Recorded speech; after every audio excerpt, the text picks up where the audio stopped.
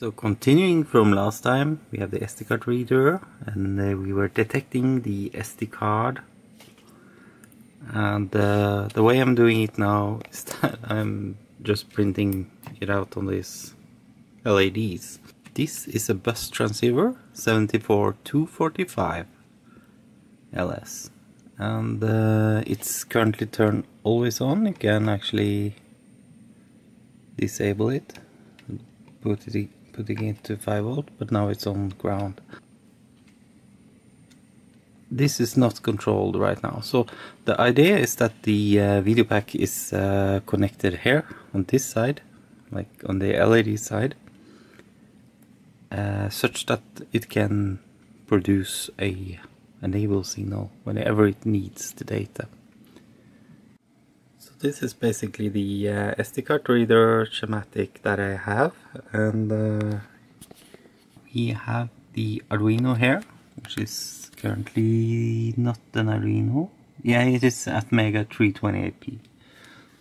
Here the SD card reader circuit with level translation, power supply for the level translation.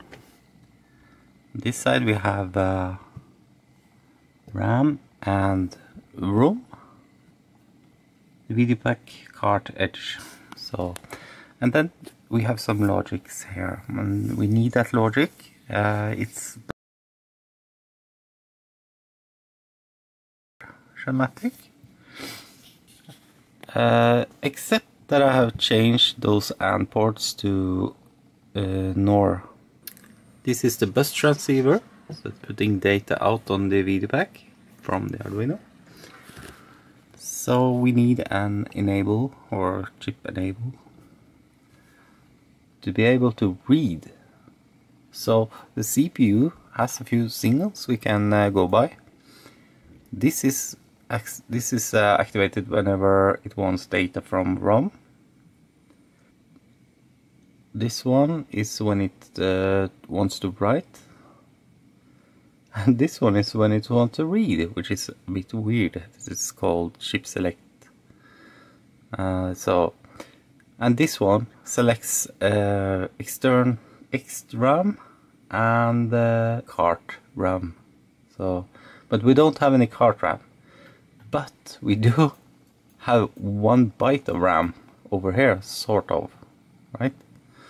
So we want this to put data on the bus whenever we get chip select. So therefore we have an AND circuit.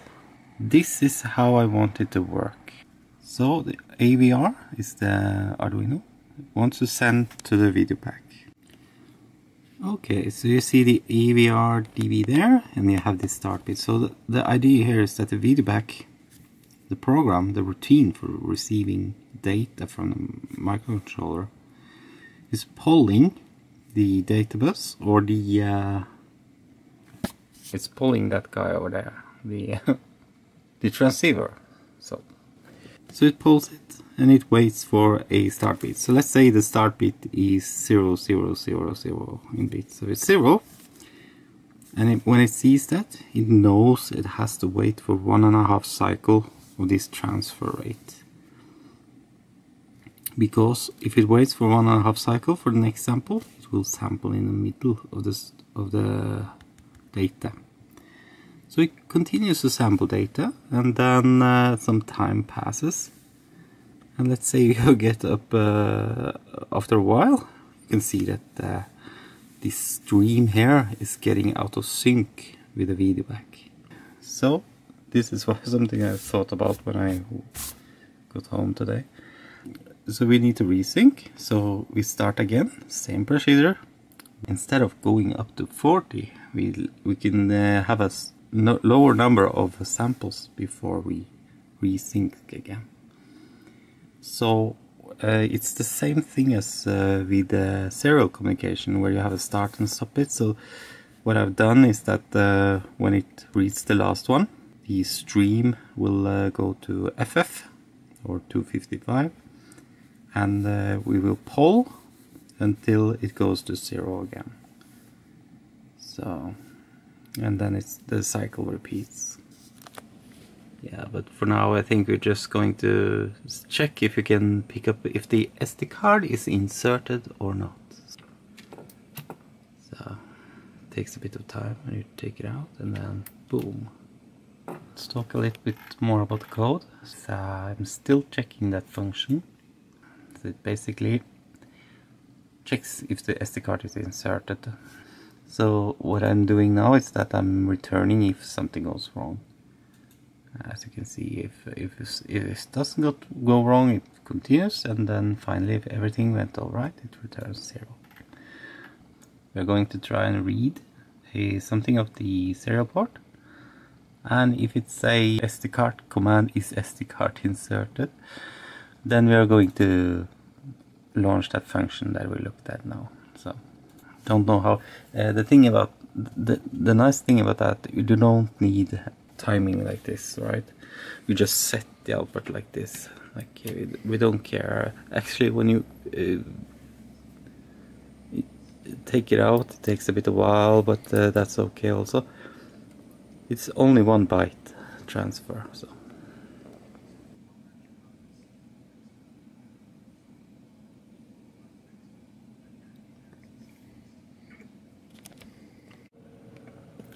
So here I'm at my Arduino program, and I plan to use interrupts. And the reason why I want to use interrupt is because it's much easier to get a data rate that is stable rather than hard coding it in assembly, because then if you change something you have to count the cycles again, so the CPU cycles. So this is the setup. And you can see there are several registers. I'm not using a library for this. I'm going straight onto the registers of the Atmega Tray 28. This is setup code for the timer and everything else, and ports and stuff.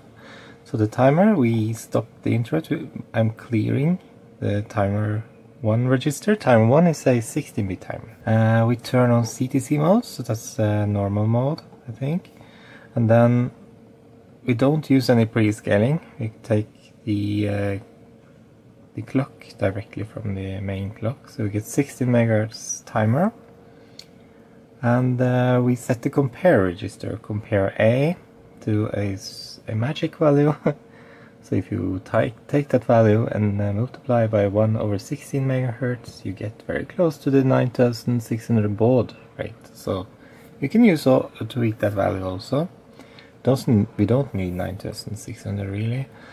This is the interrupt enable for compare A on timer 1. It's now possible to get an interrupt from the timer whenever the timer value hits this number. So we enable interrupts again, such that this timer can start bugging us, and then in the beginning of the machine code there's an interrupt vector table with a lot of jumps. Jump here. So in Arduino you don't have to think about that. You just say interrupt service routine timer 1 compare A vector, and then you get to put your code in there. So what I'm doing here is that I was also printing out a LED, doesn't matter. I'm setting an overflow flag, so I am resetting or clearing that flag again. So basically what happens is that I'm waiting for overflow, so I can stop the code from running, and then I issue a start bit, which is a 0 byte. And then I send a string of data which has this length in this for loop. And every time it sends a byte, it waits for the timer. And the nice thing about having timers here is that it takes up slack. So if I increase the code size here, it doesn't matter, because this timer is not losing any counts. So it just will time out when it times out. So there you go. This is an example. I have a screenshot of what I did. I didn't film at the time. So I send with this routine as I show you, and then this is the result. So you can see also the time is very close to 104.4 that I calculated. And you can also see that we have a stop bit here where every line is high. I only look at 4 of the lines though, not all 8. And then there comes a start bit. That means that the Videpac will start counting from this edge and then until you get to 1.5, and it will start sampling in the middle of every data byte here. So that's it. Now I have to program it to work. It's Saturday, and last time I recorded a video was Wednesday or something. So let's get on with it. Okay, so there's a few things I need to clear up first, or verify. And that is, can I change the color of the screen such that when I push down the SD card, the color on the screen is changing? Then I know the commands work. Or should I test them individually? I can't really write to memory here because I'm using memory as my program. For that I need to wait for the real hardware so I can put my program here and then write to it. So, or I could have used the internal memory maybe. So hooked up everything like logic analyzer, serial programming, and then okay, I get 5 to begin with. It's supposed to happen in the UART from my program. So this is the hello world thing, and then put 5 into R0, which is supposed to start at 5. Put 5 into A, called serial send. So what's wrong? So let's have a look at serial send. Which registers does it change? Oh well, changes R0 and R1. So yeah, so that's the fun of doing microcontroller programming. What happens is that this loop never stopped. I couldn't see why it never stopped. It goes to FF. So let's see. I'm not getting anything, and the reason for that is I have to, when something tries to drive a pin on the Arduino which has no power, it tries to power it, and it you can't see anything. So now you can see it suddenly popped up. Not sure what's going on here, but let's see in a moment. Let's try again. FF. So actually it seems to be working. Let's have a look at the LED. So if we reset the Videpac, press 1. See? 3, 2. And why doesn't it go to 1? Because it counts down from 5 to 0. Well, these are the actual commands. 3 and 2 are recognized, 5 and 4 are not. And 1 is 34. So if I set this to 1 now, it should recognize 1 also. So just need to program this thing. There you go. So let's restart. Oops. Press 1. 3, 2, 1. Kult da! You can see and see if there's anything available, but I did have a delay there on top of 1 second, but now I'll remove that to see how fast it goes. And here you can see these are not recognized, 5, 4, but 3 is recognized. So, and then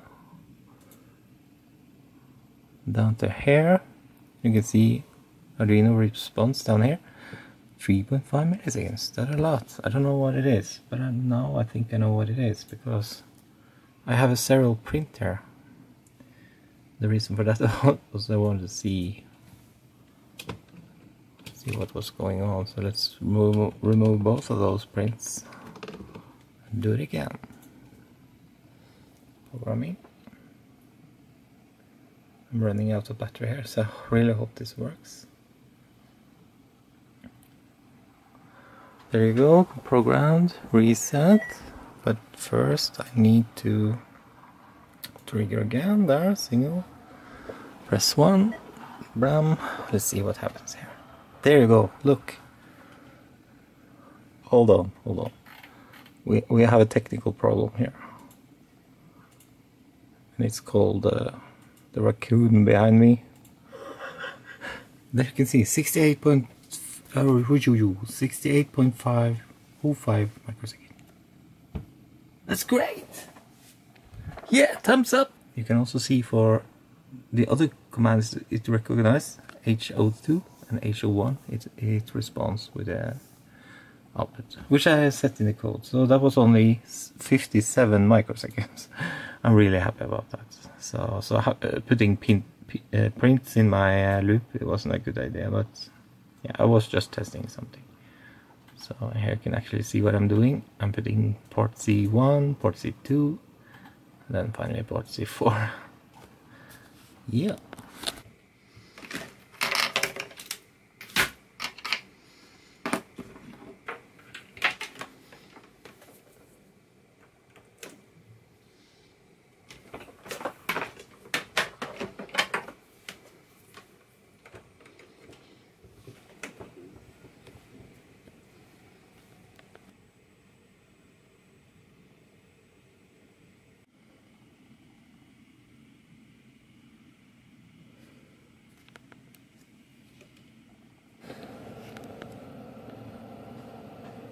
So now, just for snitch and giggle, let's just write 3 like hell instead of hello world, and you should see HEL and then zeros. So let's do that. Control F5, then enter, go to the programmer and send it away. Okay, so now that's done. There you go. See? Hello. But it's not O's, it's actually zeros. So hell and 0, 0, 0, 0, 0. So the idea behind this is that I'm going to send 0, 1, 2, 3, 4, 5, and I can see how many bytes can I transfer without transfer errors. But the thing now is that I have to sync up this thing here in my code such that I can receive serially. Okay, so I'm putting to side the printing of multiple lines on the screen. I know it's possible because I'm watching video on YouTube now. So what I'm going to do now is receive the command from the Videpac and then send a string of data back. 0, 1, 2, 3, 4, 5, 6, 7. See here, the Arduino. Basically just send 0 to 7, and so I've noted where to solder the CS inverter, which actually is the read pin, and then the chip select pin, which is going in on the NAND gate, and the output of that will go to the enable of the bus transceiver. So as you can see, this comes from the Arduino data. Going to connect the data to the data bus of the SDcart. So there will be a lot of wires. I need to solder a bit also. There you go. This is the data bus. These are control signals. I have just soldered them actually.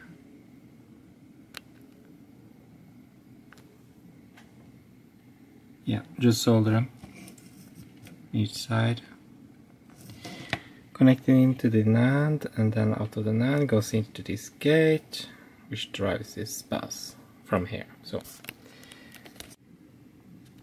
there we go, connected up the logic analyzer. We have 8 here, and only 4 of them are data bus. So because I don't want to hook up so many. And the next one, besides the 4 databus, is serial coming from the Videpac, and then and then we have the NAND gate, the two inputs of the NAND gate and the output connected on the edge here. So so there to there, sorry if I didn't film it. So it'll be only 8 lines to monitor, so let's have a try. Okay, there you go, all connected, and I have this on an angle so I can hit reset and then 1. So yeah, the crossed fingers. Oh, the Videpac is sending a command 1, H1, and after the sub bit, the Arduino is answering with 0, 1, 2, 3, 4, 5. Anyway,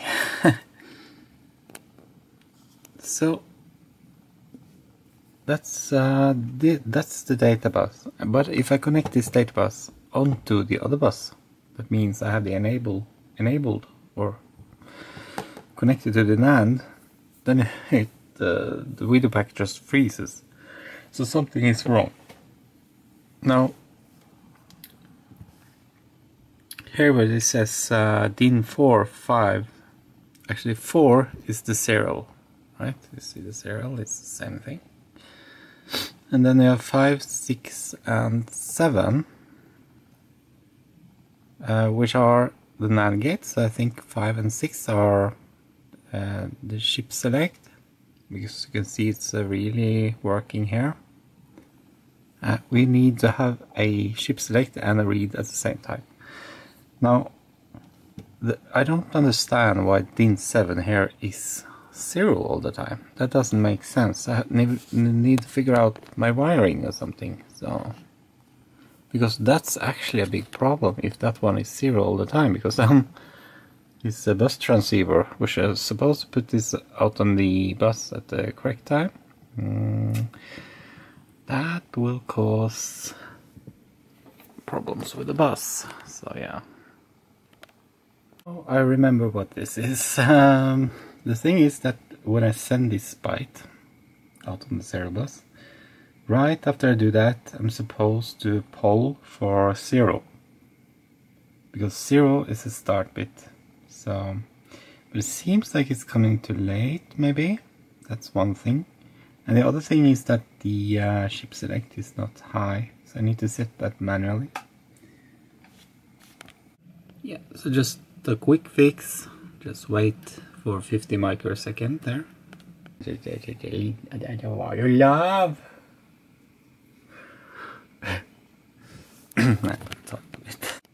Yes, I changed my code a little bit there, so I can receive the data.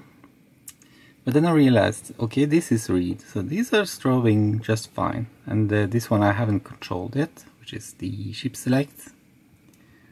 That won't be a problem at all. But why is this output 0 all the time? That's not so strange after all. Whoops. Okay, now I have NAND gate, still low signal. So let's see if we take another reading. So let's click there, reset, and then press 1. See what we get. Yep, look, changed. There we go. So when this one goes low, that means it's actually going to read from this bus. So. But since I don't have chip select here, it doesn't give me a read signal.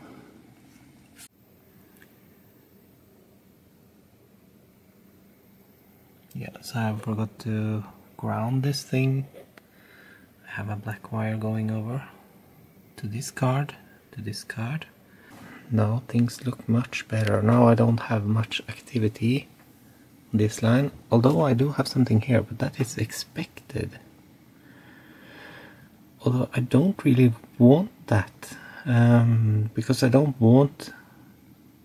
Okay, so what am I talking about? This is the two inputs of the NAND gate, and this is the output. So when the output goes low, then the bus transceiver is supposed to put this data from the Arduino out on the bus. So this is the data from the Arduino. It's actually 8-bit, but I only show 4.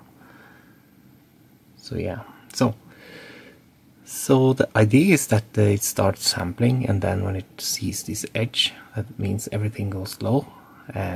it should start counting 1.5 cycles, and then start to sample in the middle of every cycle. So like the serial transfer.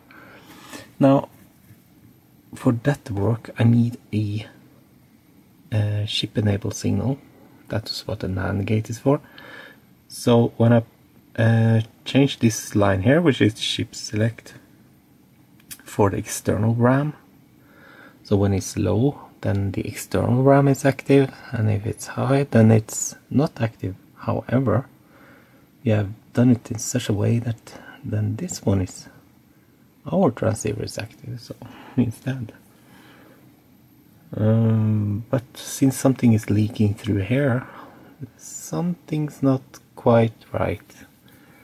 I might need to have another gate such that the Arduino says now it's okay to start pulsing out. So, and then like turn it on here and turn it off here again. You can do that. Okay, looking closer at this, I'm still not satisfied because I see this line is low, right? So what we can do in my receive routine here, you can see I have something here that can activate CS, because that's 10, that means port pin 4. I can show you if you want, quickly. So if you look here, you can see port pin 4, P14, goes up there, and it's called ship select.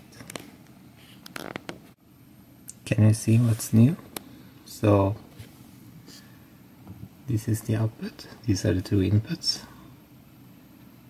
Something weird going on here anyway, and something really weird going on here. I don't have enough serial ports or USB ports, so yeah, so there we go. Let's reset the 9, everything's okay, and there you go. Actually that helped a lot. Look, now the garbage is gone. I don't know what this is, I have to figure out. But this is starting to look really great. So it's supposed to find this edge. Okay, so I'm back at the drawing boards again. So, and I figured out last night that I can disable interrupts after certain calls, and then it stops the VDC RQ interrupt, so we don't have to wait for VSync anymore to get proper timing. So I changed the Arduino pin, and now I get what I want. Like, here comes the command, the Arduino responds, open the gates. That's what happens when this one goes down, and these pulses are from the Videpac. They're coming through like we want, and then we are cutting it off. So yeah, but it's not working. Yes, I found a mistake in my code. This is the data bus. This is the data bus from the Arduino. This is on the other side of the transceiver, so never mind. Anyway, we get the command here, and it ends. The Arduino lets in, you can see in here, up there, the pulses, and otherwise it will cancel out, so we don't get bus crash. I had a mistake in my code. I couldn't see why it didn't work. So, but this loop that was waiting for that edge here, basically what it does is copies. These are the pulses coming in this loop. It copies whatever is on R0, which is 80. So you can see sampling, sampling, sampling, sampling, and then you see the interval changes at the edge there. And that's because it goes into wait 1.5 cycles, which I haven't done correctly yet. But what I fixed was this one. It said JZ, and JZ it jump when 0, but it's not 0, it's FF or F in this case. So it goes out of the loop at once.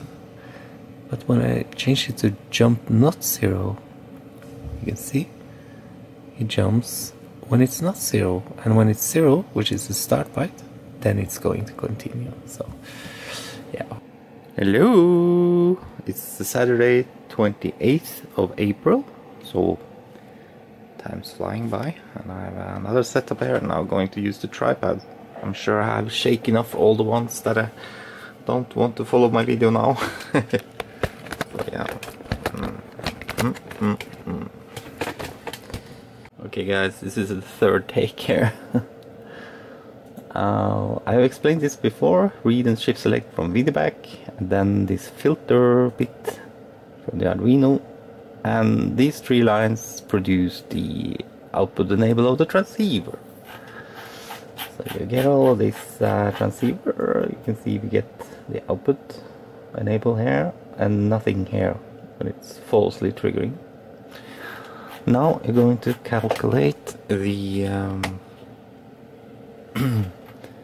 the distance we need here, or like it says 120.5, but it's supposed to be 104.4 times 1.5 cycle we're going to wait.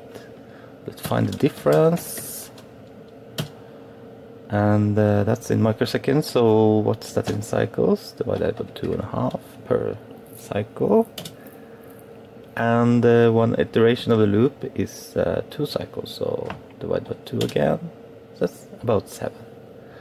So we add 7 in our loop here. We can see that. Focus, yep, okay. C, B, great. And another thing we need to do now is to we need to remove that extra pulse we get there. There's supposed to be only one, and this is moving the data into the RAM, so we need to redirect.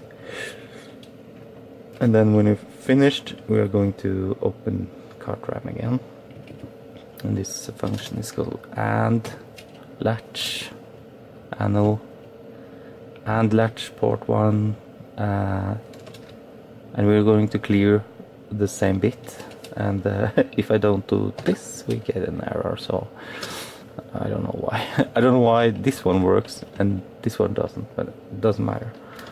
Okay, single mode, press enter, and let's see, what do we get? Do we get anything at all?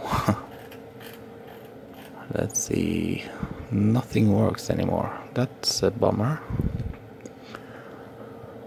Oh, why does this happen to me all the time? This isn't correct at all. Oh, oh.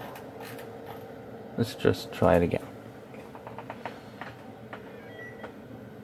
See? No?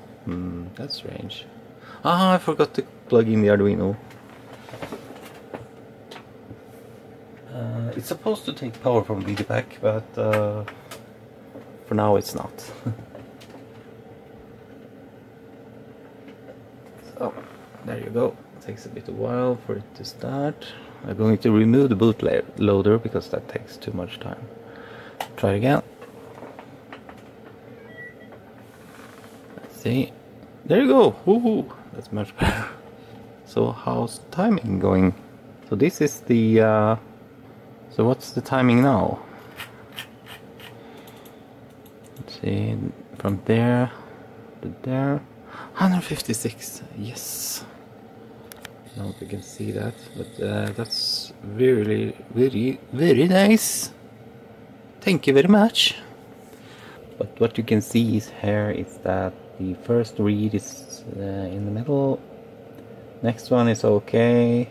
The third one is a bit close, and the fourth one is out of sync. There you go. Let's see. Haha! Look, that's actually very good. See, we can read 8 bytes, no problem at all. It seems to be bang on actually. So you have all the numbers, like from 0 to 8. And yeah, I should get a tripod, but now the timing is off because I have changed something. So maybe that's the thing or something else. So you can see it's no longer aligning right here. Nothing? Okay, so it froze. Okay, try it again. There you go. It changed. Let's have a look at the timing. Timing is still not good. And now all the numbers are stable from 1 to 8 or 0 to 8. But why are they all over the place? So what I'm using now is internal memory. So if you use move X, that's the external memory, and move, and with an @ sign, then you have moved to internal memory. So internal memory, you don't have much storage. Yeah, you can see user RAM up on the top, and then from 32 to 63, and the rest are for registers and stack and stuff. So thank you very much. So that's what I'm doing. I'm setting the pointer to, yeah, so I'm setting the pointer to 20 before I start receiving. So when the pointer is at 20, okay, so this is the receive loop. So it stores it in R0, at R0 in internal RAM. And then when it's finished, it just jumps back up. Here you can see the receive, and when that's finished, it does something with this logic, and then it goes draw text, and then it goes back to display. So the timing is fine again, as you can see. But when I look at this, I'm thinking, what do you think this can be? So what's going on here? This is the loop, and we get this command. Is SDcart inserted? And what we did before was to send 0 to 10, and then we sent it. But now we are actually going to execute that command we intended to execute. So what does it do? So here it is. It is send is SDcart inserted. Basically returns the value from that command and puts it into the send buffer, and the rest is just zeroed. So what comes from the command or from the function? So now, right now, the card isn't inserted, so this first one will fail. So it returns 1. And guess what? That's exactly what it does. Check that out. So now I'm going to insert the SDcart reader into here, so you can also see it moves a bit slow. Okay, seems like the system stopped when I inserted the reader. I'm sorry for the mess here, but I started and it says 1, so if you push down the card, see? It goes to 0 very fast, push it out. Takes a bit of a while because it goes through the routines and such, so okay, it's in again, goes to 0, out, goes to 1. I think I will end the video there. Maybe I should read the directory and put it here. The problem is that I can't write more than 1 line at a time at the moment. So, but maybe the first file on the SD card. How about that? If you like that, I think I will print the directory listing some other time, because that's a bit more work, more software work. So I think the hardware is coming along nicely now. It's so nice I can make an SD card now. I think now I can finish it. Now I know what changes I need. I've seen that on the breadboard, right? So I'm happy with it. And yeah, thank you for watching. See you next time.